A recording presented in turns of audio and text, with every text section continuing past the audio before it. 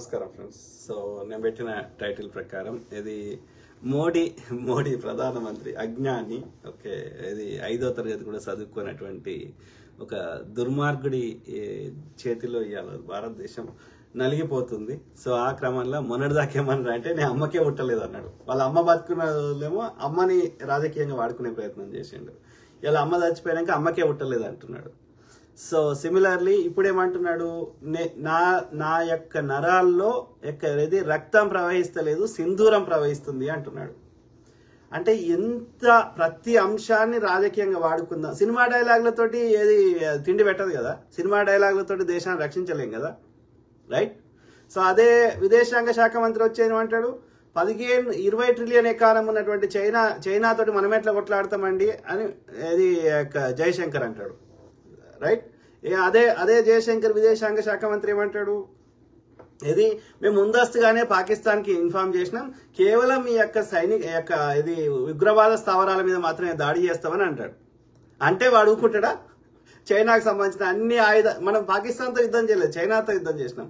చైనాకు సంబంధించిన అత్యాధునికమైనటువంటి ఆయుధాలు ఇది మొత్తం యాంటీ డిఫెన్స్, యాంటీ మిజైల్ ఇది సిస్టమ్స్ పెట్టేసి మనయే 6 విమానాలు కూల్చేసిండు, కానీ మనం వాళ్ళని ఏం చేయలేకపోయినాం. అయినా సరే ఈ దద్దమ్మ, ఈ సన్నాసి, ఎందుకు పనికిరాని సన్నాసి మా కష్టాలు తీర్చురా, మా ఏడుపు తీర్చురా అంటే మా ముందుకు వచ్చి ఏడ్చే దరిద్రుడు. ఇవాళ దేశంలో 80 కోట్ల మందిని సన్న బియ్యం తినటంలో దొడ్డు బియ్యం తినే స్థాయికి తీసుకొచ్చిన దరిద్రుడు. ఓకే, ఇలా ప్రభుత్వ రంగ సంస్థల్లో నష్టాలు వస్తున్నాయని చెప్పి వీడు రాగానే నష్టాలు వచ్చినాయని చెప్పి తన మిత్రులకి మార్కెట్ రేట్ కాకుండా ఫ్రీగా ఇస్తూ, అదే ప్రైవేట్ కంపెనీలు నష్టాలు వచ్చినాయని చెప్పి గుజరాతీ సంబంధించిన వాళ్ళకి వాళ్ళ రుణాలు మాఫీ, అసలు పేదోడు కట్టినటువంటి జిఎస్టీ మీద ఇట్లాంటి వాటిని ఆ ధనవంతులకు తీసుకుపోయి ఇస్తాడు. అందరు ప్రధానమంత్రులు ప్రెస్ కాన్ఫరెన్స్కి వస్తాడు, కానీ ఈ దరిద్రుడు రాడు. ఓకే, దేశం అప్పు అయితే 200 జీడిపి, దేశ సంపద ఎంత ఉందో అంతకంటే ఎక్కువ అప్పు చేసాడు. మరి ఆ పైసలు ఏం ఖర్చు పెట్టినరా అంటే దేనికి లెక్కలేదు. సో ఇట్లాంటి దరిద్రుడు వచ్చి సినిమా డైలాగులు కొడతాడు. ఇది మేరే నసోమి అంటే నా యొక్క నరాల్లో ఖూన్ నహి బహరా అంటే రక్తం ప్రవహిస్తలేదు, సింధూర్ బహరా. ఎవరికి కావాలరా సినిమా యాక్టర్గా పోసిడికి? లుచ్చ నా కొడుకు, ఇంత దరిద్రం నా కొడుకు ఎవరు లేడు భూమి మీద. కళ్ళ ముందట ఏమారుస్తా అంటే, కళ్ళ ముందట ప్రజల్ని ఉల్లు చేస్తా అంటే వానికి 20% ఓట్లు వస్తే మిగతా 20% వాడు పోల్ మేనేజ్మెంట్ చేస్తున్నాడు, మోసం చేసి గెలుస్తున్నాడు. గతంలో ఈవీఎం రిప్లేస్ చేసేవాడు, తర్వాత ఓట్లు చెల్లకుండా చేస్తున్నాడు, లేకపోతే ముందస్తుగా పోయి అక్కడ బెదిరిస్తున్నాడు, లేకపోతే ఈ మతం పిచ్చి లేపుతున్నాడు, రకరకాలుగా మోసం చేసి గెలుస్తున్నాడు. కేరళలో ఎందుకు వస్తలేడు? తమిళనాడులో ఎందుకు వస్తలేడు? వెస్ట్ బెంగాల్లో చేయని ప్రయత్నం లేదు, అయినా ఎందుకు రాలేదు? అంటే పంజాబ్లో ఎందుకు వస్తలేడు? తెలంగాణలో ఎందుకు రాలేదు? అంటే వీడికి 20% ఓటు బ్యాంకు లేని దగ్గర వీడు వస్తలేడు. 20% కంటే ఎక్కువ ఉంటే మిగతా 20% మోసం చేసి వస్తున్నాడు. అదో బతుకు. వీడు 2014లో వచ్చినప్పుడు దాదాపు తక్కువ 15 రాష్ట్రాల్లో బీజేపీని వ్యతిరేకించే పార్టీలు ఉంది అధికారంలో, కాంగ్రెస్ కానీ వేరే పార్టీలు. ఢిల్లీలో ఆయన కేజ్రీవాల్ గారు ఎంత కొట్లాడారు ఈ దరిద్రంతో. నీకున్న అస్త్రాలు శస్త్రాలు సిబిఐ ఈడీ అన్ని వాడుకొని ఏది మోసం చేసి గెలిస్తే అదో బతకారా? దాన్ని అంటారు ఎలక్షన్స్ అని. నీ జీల దమ్ముంటే ధర్మబద్ధంగా ఫేర్ ఎలక్షన్స్ చేయి, ప్రజలు నిజంగా నీకు ఓటేషన్ రేపు చూద్దాం. దరిద్రం ముండా కొడక వీడు కాదు పరిపాలిస్తుంది, వీడి వెనకాల ఉన్న ఆర్య బ్రాహ్మణ ముండా కొడుకులు పరిపాలిస్తున్నారు. మన దేశానికి బట్టి జలగలివి మన హిందువుల యొక్క రక్తాన్ని పీల్చుకొని తింటారు ఈ ఆర్యులు. ఆలోచించండి మిత్రులారు దయచేసి. ఆ క్రమంలో ఇప్పుడు సినిమా డైలాగ్ పెడుతున్నాడు. Very unfortunate. ఒక్క దాని మీద చర్చ ఉండదు, ఒక ప్రెస్ కాన్ఫరెన్స్కి రాడు, ఒక్క దాని మీద ప్రజల సమస్యల మీద కొట్లాడు. హిందువులను కొట్టేది ఈ మొండా కొడుకులే, ముస్లింలకు కేశం వేసి మళ్ళీ ముస్లింలు కొట్టిన ప్రచారం చేస్తారు. ఆ క్రమంలో జ్యోతి మల్హోత్రా ఏమన్నా ఇండియా అంబాసిడర్ ఆమె, లేకపోతే అబ్దుల్ కలాం లేక ఒక సైంటిస్ట్ ఆమె, డిఆర్డిఓలో పనిచేస్తుందా, డిఆర్డిఎల్లో పనిచేస్తుందా, ఆర్మీలో పనిచేస్తుందా? ఆమెకి ఎట్లా తెలుస్తాయి భారతదేశ సీక్రెట్లు? పాకిస్తాన్ ఆర్మీకి భారతదేశం యొక్క బేస్లు తెలియదా ఏడున్నాయో? మిలిటరీ మన యొక్క ఆర్మీకి సంబంధించిన యాక్టివిటీస్ ఏం జరుగుతుందో పాకిస్తాన్ ఆర్మీకి గవర్నమెంట్ తెలియదా? అమెరికా గవర్నమెంట్ తెలియదా? రష్యా గవర్నమెంట్ తెలియదా? చైనా గవర్నమెంట్ తెలియదా? లేకపోతే ఆయా దేశాలు చేస్తున్న మిలిటరీ యాక్టివిటీస్ మనకు తెలియదా? వాళ్ళకి తెలియని అంత సీక్రెట్ ఇన్ఫర్మేషన్ జ్యోతి మల్హోత్రాకి ఎట్లా తెలుస్తుంది? జ్యోతి మల్హోత్రా హోమ్ మినిస్టరా, ప్రైమ్ మినిస్టరా, లేకపోతే మిలిటరీ హెడ్డా, రాష్ట్రపతి, లేకపోతే డిఆర్డిఓలో పనిచేస్తుందా, డిఆర్డిఓలో పనిచేస్తుందా? ఎవరికి చెప్తున్నారా? ఎవరి సేవలో తామర పూలు పెడుతున్నారు? ఆమె ఒక ట్రావెలర్, యూట్యూబరు. ఎస్, ఆమె అనేక దేశాలు తిరిగింది. ఆమెలాగా చాలా మంది తిరుగుతున్నారు. తిరిగినప్పుడు అది కొన్ని దేశాల్లో చట్టం సరిగ్గా లేనప్పుడు, లా అండ్ ఆర్డర్ సరిగ్గా లేని దేశాల్లో ఆ యొక్క దేశం యొక్క అంబాసిడర్లను వాళ్ళ యొక్క సహకారం తీసుకొని అక్కడ తమ రక్షణ కల్పించుకోవడం అది వెరీ నార్మల్. మరి నిజంగా ఆమె దేశద్రోహురాలైతే ఆమె పోయినప్పుడే ఆమె మీద ఆమె మీద ఏది అరెస్ట్ చేయాల్సి ఉండే ఒక ఏడాది కిందనే. ఆమె పోయింది ఇప్పుడు కాదు, 1 year బ్యాకే పోయింది. అప్పుడే 1 year బ్యాకే కలిసింది వాళ్ళని. అసలు దొంగలు ఎవరు? ఎవడైతే ఆడ గ్రౌండ్ లో షూటింగ్ చేసిండ్రు వాళ్ళెవరు? వాళ్ళ ఫోటోలు బయట పెట్టలేదు. వాళ్ళు ఎక్కడి నుంచి వచ్చిండ్రు పెట్టలేదు. అది ఇండియాలో వచ్చిండ్రా, పాకిస్తాన్ నుంచి వచ్చిండ్రా, వాడు ఎక్కడ ట్రైన్ అయినరు, ఆ లష్కర్ తోయిబా మన దేశంలో ఉందా, పాకిస్తాన్లో ఉందా? ఇవి కదా మాకు డీటెయిల్స్ కావాలి. ముంబై దాడులు జరిగితే ఆ తీవ్రవాది కసబ్ ఎక్కడి నుంచి వచ్చిండు, ఎక్కడి నుంచి ఎక్కడ స్టార్ట్ అయ్యిండు, కరాచీలా ఎక్కడికి వచ్చిండు, మినిట్ మనము పబ్లిక్ ముందు పెట్టినాం. అదే కదా దక్షిణ దాడులు జరిగితే మినిట్ ఏమైందో పెట్టినాం. అట్లా పెట్టాలి ఎన్ఐఏ. కానీ ఎవరో సంబంధం లేని వాళ్ళని తీసుకొని వచ్చి వాళ్ళ మీద ప్రజల్ని దృష్టి మరలుస్తా అంటే అసలు తీవ్రవాదులను రక్షిస్తున్నట్టే కదా. పార్లమెంట్ మీద దాడి జరిగితే పార్లమెంట్ లో పొగబాంబు పెడితే ఎవరు పెట్టిండ్రనేది ఇప్పటివరకు విచారణ జరగలేదే. రైట్? కాంగ్రెస్ ఆయన ఉంది కాబట్టి మాలేగావుల మీద విచారణ జరిగింది. కాంగ్రెస్ ప్రభుత్వం ఉండే కాబట్టి ఆ యొక్క పార్లమెంట్ దాడి మీద అఫ్జల్ గుర్ మీద విచారణ జరిగింది. కాంగ్రెస్ ఉండే కాబట్టి ముంబై దాడుల మీద విచారణ జరిగింది. అందులో దోషులకు శిక్షలు వేసినాము. రైట్? ఈ దరిద్రులే కాందార్ల విమానం హైజాక్ చేయించి 3 తీవ్రవాదులు వదిలేసి వచ్చారు. వీళ్ళే బీజేపీ ఉన్నప్పుడే తీవ్రవాద దాడులు జరుగుతాయి, వాటిని మళ్ళీ వదిలేసి వచ్చేది, విచారణ చేయకుండా చేసేది ఈ దరిద్రులే. పహల్గాంలో నిజంగా విచారణ చేసేది అంటే ఆ రోజు షూట్ చేసిన వాళ్ళు ఎవరు, వాళ్ళ ముఖాలు ఎట్లుంటాయి, వాళ్ళు ఎక్కడి నుంచి వచ్చిండ్రు, వాళ్ళు ఎక్కడికి వెళ్ళిపోయినరు షూట్ చేసినాక, వాళ్ళు ఏ రౌట్లలో వచ్చిండ్రు, ఏ కెమెరాలో చిక్కిండ్రు, ఇది కదా ఇన్వెస్టిగేషన్ కావాల్సింది. పుల్వామా దాడి జరిగినప్పుడు అక్కడ ఉన్నటువంటి గవర్నర్ గారు మనం హెలికాప్టర్లో పంపిస్తామంటే ఎందుకు నిరాకరించారు? ఇది పాకిస్తాన్ మీద తోసేద్దాం ఎందుకన్నారు? నోరు మూసుకొని ఎందుకన్నారు? ఆ యొక్క సత్యపాల్ మాలిక్ గారిని ముందు రోజు అక్కడ చెక్ పోస్ట్ ఎందుకు తీసేసిర్రు? దేశంలోకి 200 kg RDX ఒక ప్రైవేట్ వ్యక్తుల దగ్గరికి ఎట్లొచ్చింది ఆ మెటీరియల్? ఇది కదా ఇన్వెస్టిగేషన్ అంటే. సంబంధం లేని వాళ్ళని, యూట్యూబర్లని, పనికిరాని చెత్తను పట్టుకొని వాళ్ళ కేవలం మీడియాలో తమాషా చేస్తా అంటే ఈ అమ్ముడు అయిన ఆర్య బ్రాహ్మణ మీడియా ముండా కొడుకు మీడియాని కంట్రోల్ పెట్టుకుని అంత ఈ ఆర్య గోధి మీడియాలో ఎవడు పనిచేస్తుంది? మళ్ళీ ఆర్య బ్రాహ్మణుడే. ఎవరి చెవులరా తామర పూలు పెట్టేది? నా రక్తంలో కోద్దాం. రక్తం ప్రవహిస్తుందా లేకపోతే సింధూరం ప్రవహిస్తుందా చూద్దాం.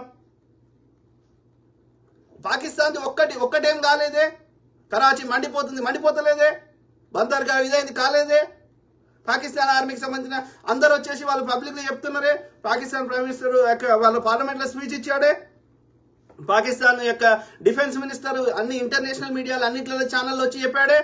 కానీ మోడీ మీడియాలో, గోధి మీడియాలో ఈ ఆర్య బ్రాహ్మణ ముండా కొడుకు మాత్రం పాకిస్తాన్ కాలిపోయింది, మండిపోయింది నువ్వు అనుకుంటే అవుతాదిరా. వాస్తవాలను ఏమార్చలేరు కదా. లుచ్చనా కొడుకులు మీద బతుకు. ఆలోచించండి మిత్రులారా. ఎంతసేపు నేను రూళ్ళు చేస్తారు? అది ప్రధానమంత్రి స్థాయిలో ఉన్న వ్యక్తి. దిగజారుస్తున్నావు మన భారతదేశం విలువను ప్రపంచంలో దిగజారుస్తున్నావు. చదువుకొని పెండ ఉచ్చ బ్యాచ్ ముండా కొడుకు. ఏ విషయం మీద అవగాహన లేదు. ప్రతి నోరు తెరిస్తే అబద్ధాలే. ఏది అక్కడ అసలు ఈయన పుట్టినప్పుడు అసలు అక్కడ ఏ ట్రైన్ లేదు వడోదరలో. ఓకే, ఆ తర్వాత గూడ్స్ రైలు వచ్చింది. అక్కడ ప్యాసింజర్ రైలు లేనే లేదు. ఆ గూడ్స్ రైలు అక్కడ ఆగనే ఆగది. అయినా వీడు షాయం అంట రైల్వే స్టేషన్లో తామర పూలు పెట్టుడు. ఏది వీడు చదువుకున్నప్పుడు 75-78 సర్టిఫికేట్ తెచ్చిర్రు. కంప్యూటర్ తోటి ప్రింట్ చేసిన సర్టిఫికేట్, ఎంఏ సర్టిఫికేట్. అసలు అప్పుడు వీడు చదువుకున్నప్పుడు ఢిల్లీ యూనివర్సిటీలో ఆ కోర్సే లేదు, కంప్యూటర్లో టైప్ చేసేది విధానమే లేదు. అయినా వాడు హోంశాఖ మంత్రి వచ్చి లుచ్చనా కొడుకు సర్టిఫికేట్ చూపెడతాడు. ఎవరిని చెవర్రా తామర పూలు పెడుతుంది? వీడు అప్పుడే డిజిటల్ కెమెరాతో డిజిటల్ తీసినాడు. వీడు చెప్పినప్పుడు అసలు డిజిటల్ కెమెరానే లేదు. అంటే నోరు తెరిస్తే అబద్ధం. అంటే ఇంతమంది 140 కోట్ల మంది భారతీయులు మోరీలకెళ్ళి ఛాయ్ చేసి గ్యాస్ తీసి ఛాయ్ చేసిండంట. మరి మనం నెలకి 1400 ఎంత పెట్టి సిలిండర్ ఎందుకు కొనుక్కుంటారు? అందరు మోరీలకెళ్ళి గ్యాస్ తీసి ఛాయ్ చేసుకుంటారు కదా. చిన్న పోరగాన్లు అస్సాంలో వరదలు వస్తున్నాయిరా అని అడిగితే ఎందుకు వస్తున్నాయిరా, గ్లోబల్ వార్మింగ్ అవుతుంది, కార్బన్ వాటి జనితాలు ఎక్కువైపోయి మంచు కరిగి మాకు అన్ఎక్స్పెక్టెడ్ గా వరదలు వస్తున్నాయి, దానికి ఏం చర్యలు తీసుకుంటావు ప్రధాని అని ఒక 5వ తరగతి 10వ తరగతి పోరాడు అడిగితే ఏం చెప్తాడు, చిన్నప్పుడు నా ముక్కు గారేది, నాకు సర్ది అయ్యేది, ఇప్పుడు అయితే లేదు, మనము వాతావరణంలో మార్పు రాలేదు, మన శరీరంలో మార్పు వచ్చింది అని చెప్తున్నాడు.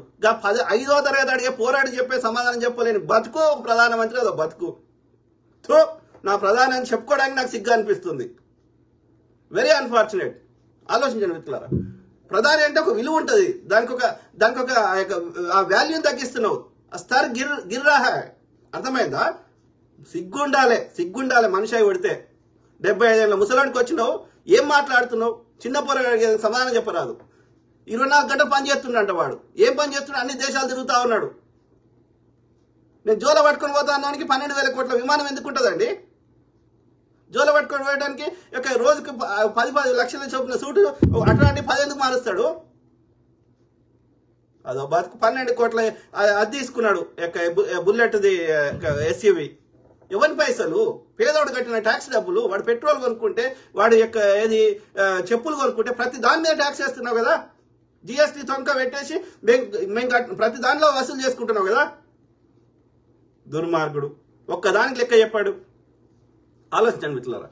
అద్గది అట్లా ఒప్పుకోవాలి. ఏమిటి అనూప్ బ్రదర్ పంపించాడు నిన్న, వాడు మోడీ మాట్లాడిందని కదా.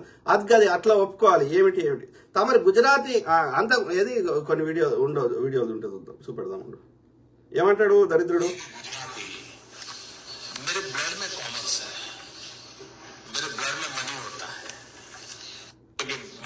నేను గుజరాత్ అని, నా రక్తంలోనే వ్యాపారం ఉంది, దోపిడీ ఉంది అని చెప్తుండే లుచ్చనా కొడుకు. అర్థమైందా? వాడు ప్రధానమంత్రి అంట. ఏం మాట్లాడతాడు? ఒక్క దాని మీద ఒక ఇన్వెస్టిగేషన్ కానీ, ఒక ప్రజలకి జవాబుదారితనం కానీ ఏమీ లేదు. పొద్దుగా లేస్తే అబద్ధాలు. ఇదా నీ బతుకు? వాడికి ముందస్తుగా ఇన్ఫార్మ్ చేసినాక వాడు వచ్చి మనని దాడి చేయకపోతే, వాడు ప్రిపేర్ అయి ఉండకపోతే ఏం చేస్తాడు? వీడు ఏమంటాడు? At the start of the operation, we had sent a message to Pakistan saying we are striking at terrorist infrastructure. We are not striking at the military. So the military has an option of standing out and not interfering in this process. అంటే రమేష్ వాళ్ళ దేశంలో వాడు terrorist అయినా ఎవడైనా వాళ్ళ దేశంలో ఎవడైనా పక్క దేశం వాడు దాడి చేస్తుంటే చూసుకుంటూ కూర్చుంటారు వాళ్ళ ఆర్మీ. వాడిని ముందస్తుగా ఇన్ఫార్మ్ చేసిండంట. ఇది మన విదేశాంగ శాఖ మంత్రి చెప్తారు. ఇట్లాంటి దరిద్రుల చేయాల దేశం ఉంది. వాడు మోసం చేసి గెలుస్తున్నాడు. వాడు ధర్మయుద్ధం ప్రజలే ఓట్లేసి గెలుస్తలేడు ముండా కొడుకు. ఒరిస్సాలో ఏది 26 ఏళ్ళు బిజు జనతాదళ్ నవీన్ పట్నాయక్ ఉండే ముఖ్యమంత్రి. ఆ మిత్రపక్షం లేదు, శత్రుపక్షం లేదు. ప్రతి ఒక్కరిని మోసం చేసి కబ్జా పెట్టడమే. ఎవడు? ఈ ఆర్య బ్రాహ్మణుడు. ప్రజల దగ్గర పైసలు ఉండొద్దు, ప్రజల దగ్గర జ్ఞానం ఉండొద్దు.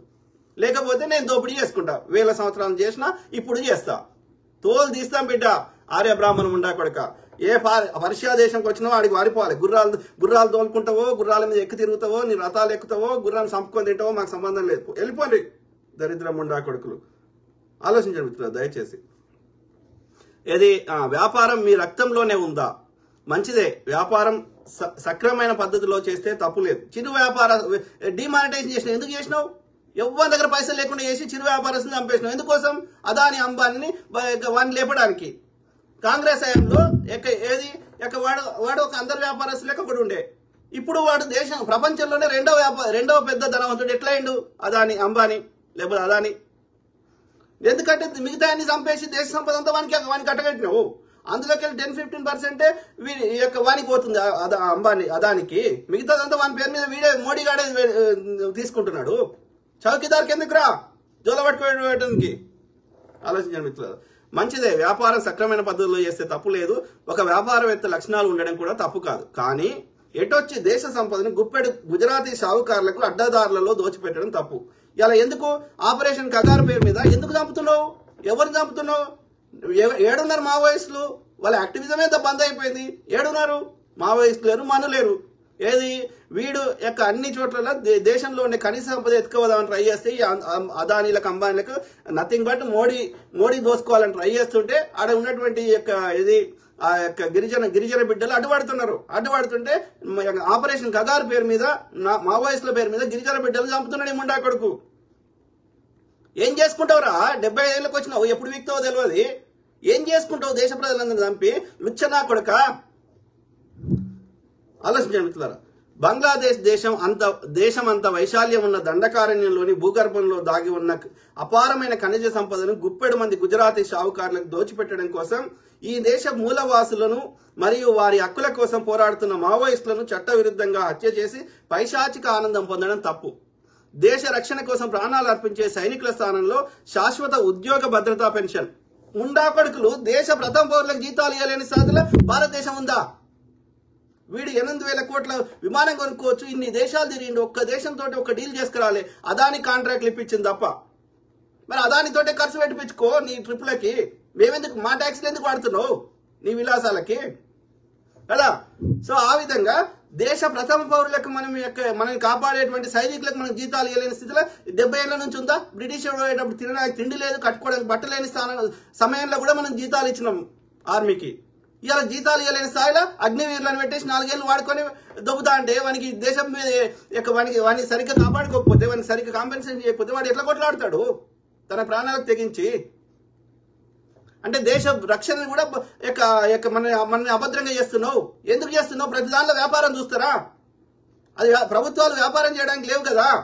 నువ్వు వ్యాపారం అయితే చేసుకోపో, అదాని లెక్క ఎవడొద్దన్నాడు.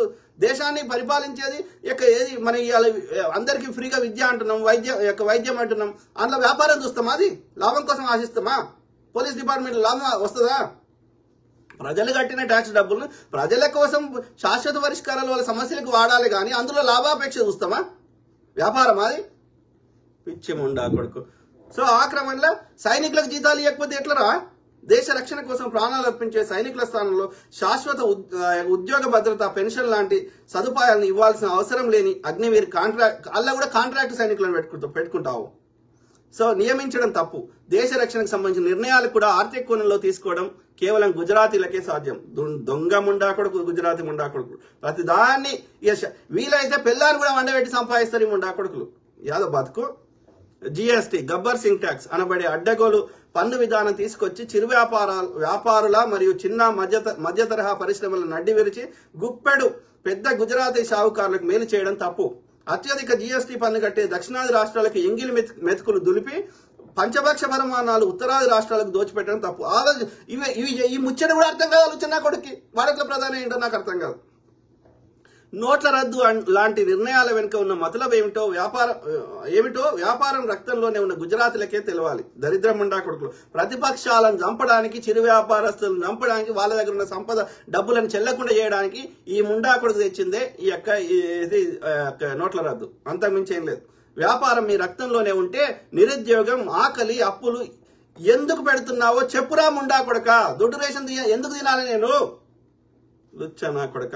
ఇన్ని ఆర్థిక నేరాలకు మీరు పాల్పడినా కూడా ఎన్నికల నాటికి మతం పేరా, దేశభక్తి పేరా మీరు ఓట్లు కొల్లగొట్టడం, గొర్రెలు పొలోమని ఓట్లేసి మిమ్మల్ని గెలిపించడం ఈ దేశ దౌర్భాగ్యం. అందుకే చదువుకోనరా అంటే చదువుకుంటే ఉద్యోగం వస్తుందా తొక్క అని చెప్పి ఆడు బహిరంగ సభలో పోతాడు. ఎవడు పోతాడు? ఈ చదువుకున్నాడే పోతాడు. చదువుకున్నాడు ఓడివాడు. చదువుకోనరా అయ్యా. ఆలోచించండి మిత్రులారా. రాజేష్ మామిడిపల్లి ఏమంటున్నారు? నరేంద్ర మోడీ 11 సంవత్సరాల్లో 72 దేశాలు తిరిగాడు. ఏ ఒక్క దేశంతో ఒక్క డీల్ చేసుకురాలేదు. డాక్టర్ మన్మోహన్ సింగ్ గారు పోయినరు, ఏది న్యూక్లియర్ డీల్ చేసుకొచ్చారు బుష్ గారితో. అర్థమైందా? ఒబామా గారితో పోయినప్పుడు ఆయన భద్రతా సంస్థలో శాశ్వత మెంబర్షిప్ కోసం ట్రై చేశాడు. ఇందిరాగాంధీ గారు ఒక లాల్ బహదూర్ శాస్త్రి గారు పోతే తాష్కట్ ఉడంబడిక చేసుకొచ్చే ప్రయత్నం చేశాడు. ఇందిరాగాంధీ గారు పోతే రష్యాతో డీల్ చేసుకొచ్చారు, లేకపోతే పాకిస్తాన్తో డీల్ చేసుకొచ్చారు, అమెరికాతో డీల్ చేసుకొచ్చారు. నెహ్రూ గారు ఎన్నో దేశాలు తిరిగిండు. ప్రతి దేశంతో ఏదో ఒక డీల్ చేసుకొచ్చాడు. ఈ దరిద్రం ఉండే కొడుకు పోతున్నాడు, ఎంజాయ్ చేసి వస్తున్నాడు, అదానికి డీల్ చేసుకొచ్చాడు తప్ప ఆ దేశ ప్రధానులు, ఆ దేశం యొక్క విదేశాంగ మంత్రులు, ఆ దేశంలో ఉండేటువంటి కీలక వ్యక్తులు చెప్తున్నారు. ఆస్ట్రేలియాకి వేయండు, అక్కడ బొగ్గు కాంట్రాక్ట్ ఇప్పించిండు అదానికి. శ్రీలంక వేయండు, ఎలక్ట్రిసిటీ ఇప్పించిండు. అనేక దేశాలు ఎయిర్పోర్ట్ కాంట్రాక్ట్లు ఇప్పించిండు, సీపోర్ట్ కాంట్రాక్ట్లు ఇప్పించిండు. ఇదా ఈ గుజరాతీ వాడకవ చేసేది? వ్యాపారం నా రక్తంలో. దేనికి రక్తం? ఎవరికి రక్తము? అంతకుముందు పిఎం రిలీఫ్ ఫండ్ ఉంటే పేరు మార్చి పిఎం కేర్ ఫండ్స్ చేసిండు. ఆర్టీఐ కింద వచ్చేదాన్ని రాకుండా చేసిండు. మరి అట్లప్పుడు మోడీ రిలీఫ్ ఫండ్ అని పెట్టుకో, పిఎం ఎందుకు పెట్టుకున్నావు? అలా లక్షల కోట్ల పైన ఉన్నాయి. ఆ పైసలు ఏం చేస్తున్నాడు అంటే చెప్పడంట. దరిద్రం ఉండా కొడుకు. ఆలోచించండి మిత్రులారా. మొన్న పాకిస్తాన్తో యుద్ధం దశకి వచ్చినప్పుడు 72 దేశాల్లో మన చుట్టూ ఉన్న దేశాలన్నీ మనకి సపోర్ట్ గా ఉంటుండే గతంలో. బంగ్లాదేశ్, ఈ యొక్క మయన్మార్, ఇది మన శ్రీలంక, నేపాల్ మనకి మిత్ర దేశాలు ఉండే కాంగ్రెస్ ఉన్నప్పుడు. ఇటు రాగానే శత్రు దేశాలు అయిపోయినాయి. అందరు చైనాతో దోస్తీ చేస్తున్నారు. మొన్న పాకిస్తాన్తో యుద్ధం దశకు వచ్చినప్పుడు 72 చైనాతో కొట్లాడతాడా? గెలుస్తామా మనతోటి? వాని ఎకానమీ ఎంత, వాని యొక్క ఆయుధ సంపద ఎంత, అమెరికాని మించిపోతున్నాడు వాడు. వాంతో మనం కొట్లాడే స్థాయిలో ఉన్నామా? అవన్నీ మనం వీటందరిని భయపెట్టిస్తే వాళ్ళందరూ చైనాతో దోస్తీ చేస్తున్నారు. అంటే మనం మన చుట్టుపక్కల ఉన్న దేశాలతో యుద్ధం చేస్తలేం, చైనాతో యుద్ధం చేస్తున్నట్లు లెక్క. మనం ఎక్కడ గెలుస్తాం? దరిద్రం ఉండా కొడుకు. మొన్న పాకిస్తాన్తో యుద్ధం దశకు వచ్చినప్పుడు ఇప్పుడు ఆ చైనాకు సంబంధించిన అన్ని ఆ దేశాల్లో పెట్టుబడులు ఉన్నాయి. పాకిస్తాన్లు ఉన్నాయి, శ్రీలంకలు ఉన్నాయి, అన్ని దేశాలు ఉన్నాయి, ఆఫ్రికా దేశాలు కూడా ఉన్నాయి. వీడు వచ్చినాక అందరి శత్రులను చేసి పెట్టాడు, చైనాను లేపుతా ఉన్నాడు. సో మొన్న పాకిస్తాన్తో యుద్ధం దశకు వచ్చినప్పుడు 72 దేశాల్లో ఏ ఒక్క దేశం కూడా భారతదేశానికి సపోర్ట్ చేయలేదు. మరి ఎందుకు తిరిగాడు నరేంద్ర మోడీ? ఏం చేశాడు? ఏం లేదు. వాడి అదానీ కాంట్రాక్ట్లు ఇప్పించడానికి తిరిగిండు. అదానీ నథింగ్ బట్ వీడే. అదానీ పేరు పెడుతున్నాడు కానీ వీడే. ఏ రోజు ఎవరితో మీటింగ్ జరిగింది, అలా ఎంత వాటా ఉంది, ఎవ్రీథింగ్ కేజ్రీవాల్ గారు ఇక పబ్లిక్ ముందు పెట్టారు. ఆయన అన్ని పబ్లిక్ లో చెప్తుండని ఆయనను అడ్డదారిలో ఓడించారు. ఎవరు?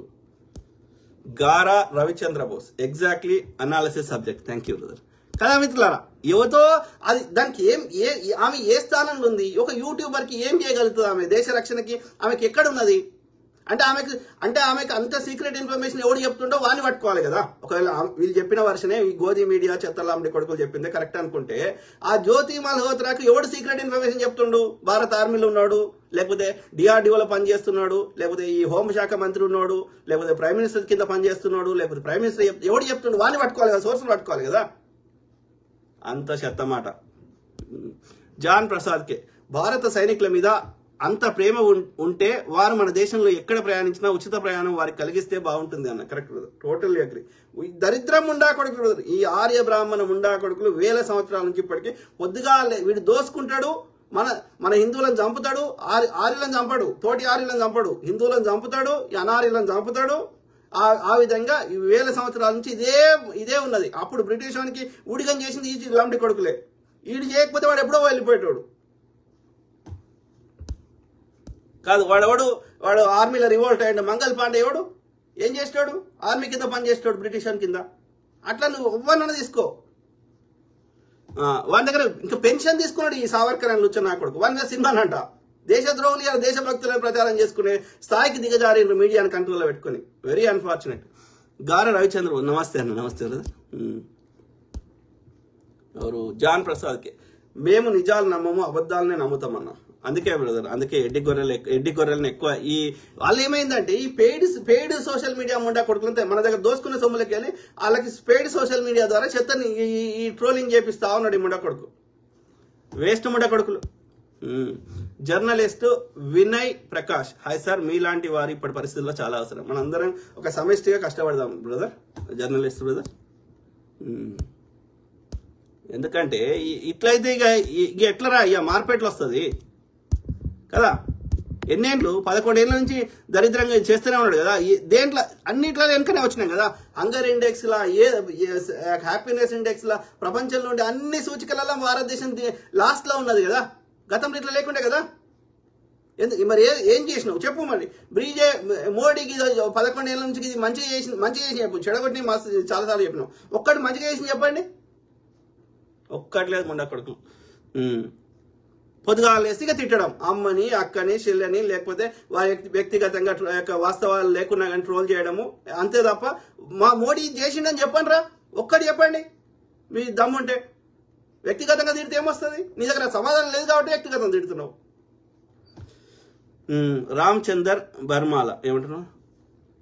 చెప్పండి రా. బీజేపీ ముండా కొడుకులు చెప్పండి ఏం చేసిండో చెప్పండి. నర్సింగ్ మోడీ దేశాన్ని అమ్మేస్తున్నారు అదానీకి, అంబానీ. Correct brother. మొత్తం దోసుకుంటున్నారు. పొద్దుగాలేస్తే గోధి మీడియాలో వాట్సాప్ చెత్త నింపుతున్నారు. Correct brother.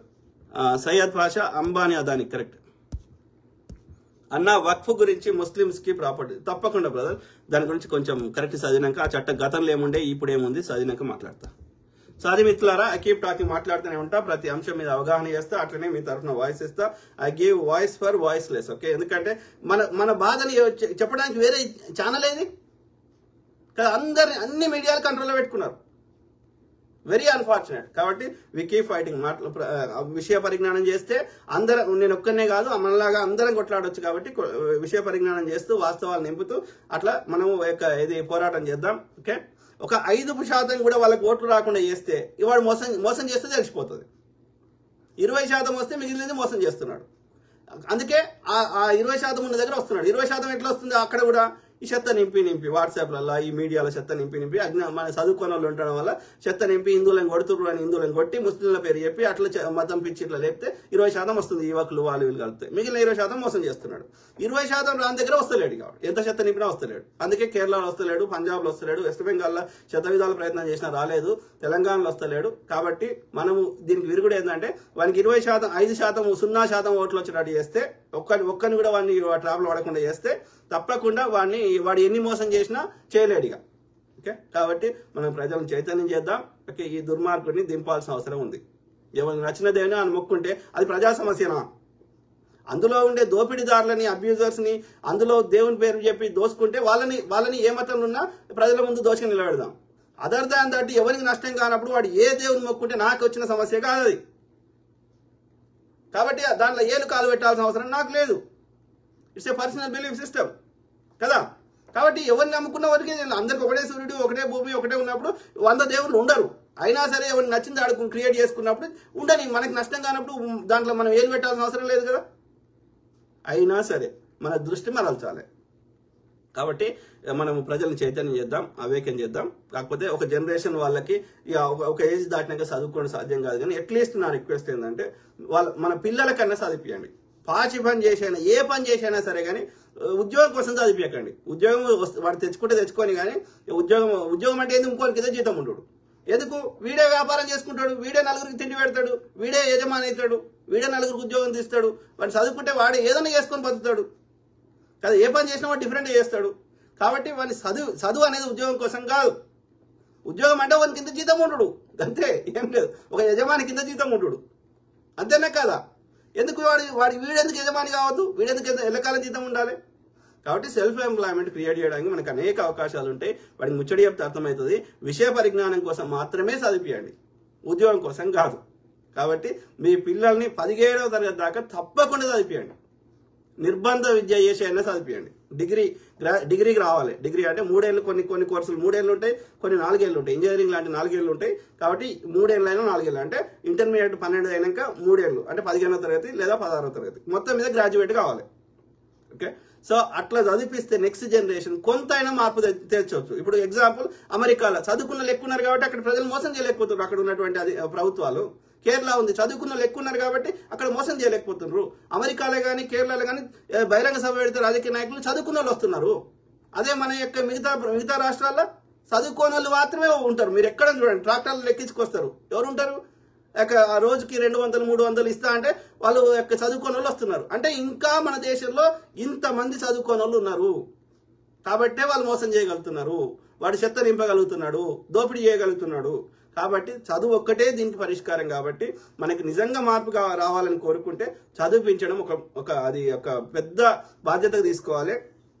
అట్లనే ప్రభుత్వ పాఠశాలలు కానీ, ప్రభుత్వం యొక్క వైద్యాలయాలు కానీ సరిగ్గా ఫెసిలిటీస్ లేకపోతే ఎవరైనా సరే పేదవాడు, మధ్యతరగతి వాడు, ఆర్థికంగా బిలో ఉన్నవాడు, వాడు ఎక్కడైనా సరే ప్రైవేట్లో అయినా చదివించుకో, ప్రైవేట్లో అయినా ట్రీట్మెంట్ ఇప్పించుకో, వాళ్ళకి 100% ఏది రీయింబర్స్మెంట్ కానీ లేకపోతే ఇన్సూరెన్స్ కానీ, మెడికల్ అయితే ఇన్సూరెన్స్ కానీ కట్టాల్సిన బాధ్యత ప్రభుత్వాలకు ఉంది. కాబట్టి మన ప్రభుత్వాలని డిమాండ్ చేయాల్సిన అవసరం ఉంది.